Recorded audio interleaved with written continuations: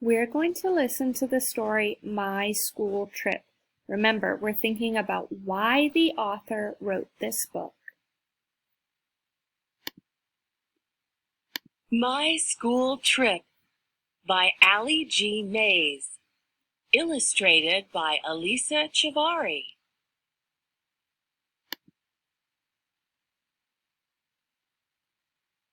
We took a school trip. First, we took a bus. Nan was my partner.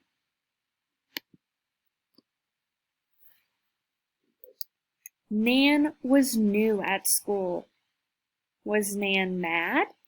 Was Nan sad? The trip was to Butterfly Garden. Pam had a butterfly. Dan had a butterfly. I wished I had a butterfly. I had a butterfly. Nan was sad. Nan had a butterfly. Nan was happy at last.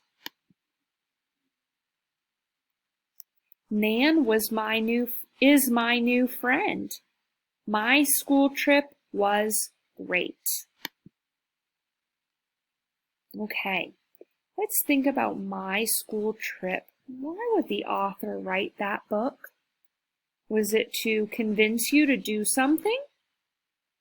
Was it to tell you about something? Or was it to entertain you, to tell you something that you might enjoy?